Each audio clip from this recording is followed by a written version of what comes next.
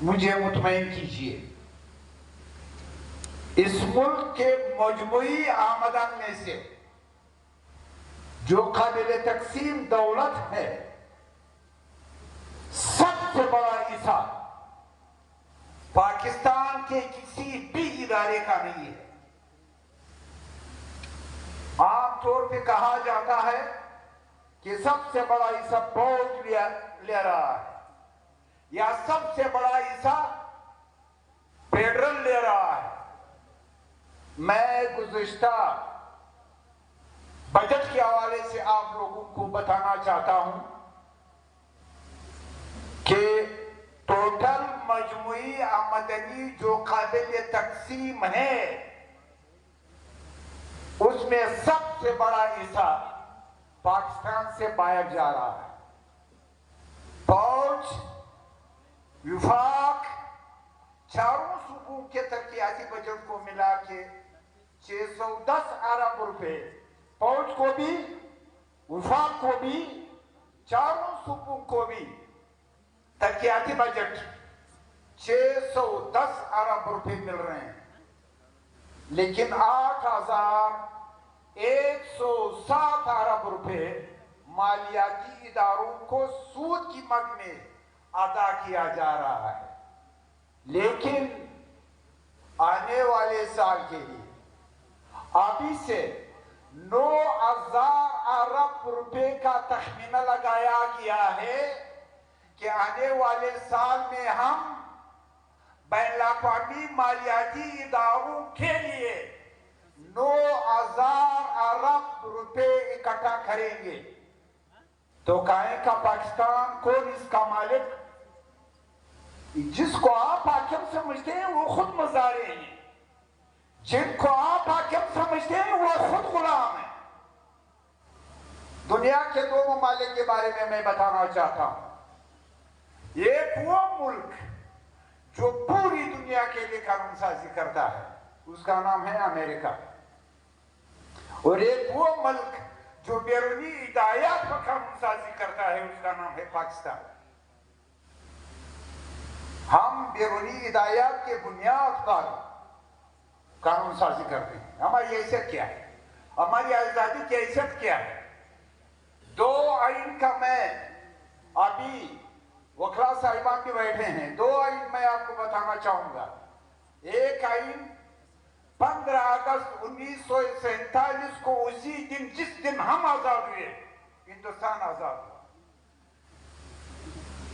6 مہینے کے اندر انہوں نے ایک عبوری آئین نافذ کیا۔ 6 مہینے کے اندر اس عبوری آئین میں 19 آرٹیکل ایسے ہیں، 19 آرٹیکل ایسے ہیں جس کے ذریعے 1860 سے برطانیہ کے بنائے گئے ہندوستان کے لیے قوانین کو کالعدم قرار دیا گیا۔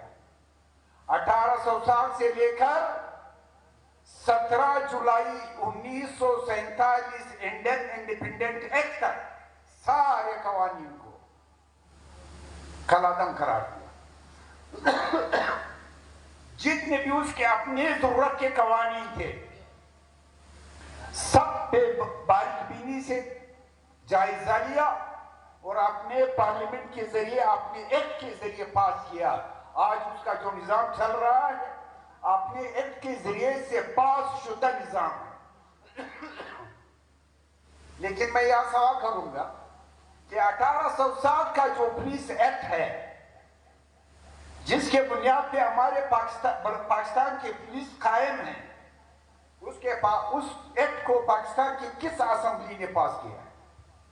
کوئی ایک اسمبلی کا کوئی ایک نوٹیفکیشن کوئی بتا سکتا ہے؟ ہم آج بھی کالونی ہیں، ہم آج بھی کالونی ہیں۔ جس پارلیمنٹ نے پاکستان کے لیے قانون سازی کی ہے، اس کو ہم نے آئینی طور پہ کالعدم نہیں کیا ہے۔ 1973 کے آئین کو آپ پڑھ لیں، ایک بھی آرٹیکل آپ نہیں بتا سکتے کہ آپ نے سنگل ایک ہندوستانی ایکٹ کو جو برطانیہ نے پاس کیا ہے کالعدم کیا۔ صرف 63 کے آئین میں آرٹیکل 226 ہے، جس کے ذریعے آپ نے کہا کہ وہ قوانین ہمارے لیے منسوخ ہیں، لیکن وہ آئین از خود हो चुका है। अब कैसियत क्या है? आपकी नेशनल इनकम आज भी बरतानिया मुंतकिल हो रहा है, नेशनल इनकम, और आइंदा के लिए प्लानिंग हो रहा है। और ये जो आप अब माइंस एंड मंडल्स के हवाले से सुन रहे हैं, ये सारा मसला उसी की ख्वाहिश भी हो रहा है। वही लोग ये चाह रहे हैं कि हमने क्या करना है। लिहाजा बलूचिस्तान के अवाम, उनको हम ये बताना चाहेंगे कि पाकिस्तान में बलूचिस्तान की हैसियत एक सर्वेंट क्वार्टर की है। जिस तरह एक महल में एक सर्वेंट क्वार्टर होता है,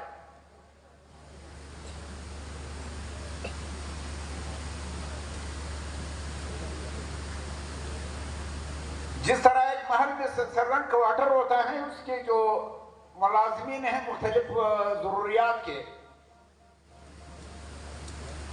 वो उस खिदमात को सर अंजाम देने में, महल के खिदमात सर अंजाम देने के बाद सर्वेंट क्वार्टर मुंतकिल होते हैं। हम बलूचिस्तान वाले पाकिस्तान में सर्वेंट क्वार्टर हैं। वो इसलिए कि आइन के आर्टिकल 50 और आइन के आर्टिकल 51 ने हमें गुलाम बनाया है। इस पाकिस्तान के अंदर ये दो आर्टिकल हैं, इन्होंने हमारा गलत बोझ रखा है। सिर्फ एक सियालकोट पूरे बलूचिस्तान को काउंटर कर सकता है, सिर्फ एक सियालकोट। अब कैसे क्या है, 2013 की इंतखाबात हो रहे थे, जनरल इलेक्शन, मुझे याद है 2013 के। अब कोई कहे कि सरदार अख्तर जान मिंगल वो तो बलूचिस्तान का है, कोई कहे कि महमूद खान आजिब वो तो बलूचिस्तान का है। एक सिंगल लीडर नेशनल लेवल का बलूचिस्तान के दौरे पे भी आया पूरी इंतखाबी मुहिम 2013 की इंतखाबात। न नवाज शरीफ आया, न शहबाज शरीफ आया, न सदर आसिफ अली जरदारी आए। कोई एक लीडर भी बलूचिस्तान आने के लिए तैयार नहीं था। क्यों? सबका फोकस पंजाब पर था। क्या कोई मुझे बता सकता है कि जब 2013 में हुकूमत बनी, 2013 में फेडरल गवर्नमेंट बनी,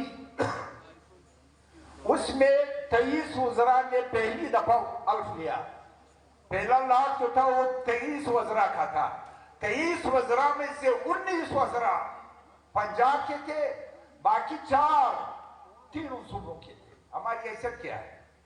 वो इसलिए मैं अजलिस खलील साजी साहब ने एक ऑल पार्टीज कॉन्फ्रेंस बुलाया था अपने घर पे, उस वक्त मरदमशुमारी हो रही। तो मैंने कहा कि जब तक हम आबादी के लिहाज से कभी भी पंजाब का मुकाबला नहीं कर सकते। अभी साथियों ने यहाँ कहा कि सिंध ने एहतजाज किया और पंजाब ने अपने मंसूबे वापस किए। ऐसा नहीं है भाई, हम मर रहे हैं, वो एहतजाज कर रहे हैं, उसका एहतजाज रंग ला रहा है और हमारा मरना रंग नहीं ला रहा है। क्यों? क्योंकि पंजाब सिंध पे डिपेंडेबल है, उसका माशी हक कराची है, उसका सारा दारोमदार कराची पे, इसलिए वो सिंध को अहमियत देता है, आईनी तौर पे भी अहमियत देता है। वो इसलिए कि पंजाब का सारा बर्डन तिजारत का वो सिंध पर है, बलूचिस्तान पर नहीं है। लिहाजा बलूचिस्तान, तो मैंने अजलिस खलील साजी साहब वाले उस पार्टीज कॉन्फ्रेंस में मैंने तजवीज दी कि जब तक हम अपने वजन को नहीं बढ़ाएंगे, तादाद नहीं, वजन को, तादाद हम बढ़ा नहीं सकते, हम पंजाब की आबादी के बराबर कभी आ नहीं सकते, हम वजन बढ़ाएंगे। और आईनी तौर पे हमारे सामने 2 प्रोविजन मौजूद है। एक ये कि जब सदर का इंतखाब होता है तो सदर के इंतखाब में बलूचिस्तान असेंबली का 1 मेंबर पंजाब के 7.25 के बराबर होता है। 7.25 MPs पंजाब के और हमारा 1 MP उसके बराबर होता है।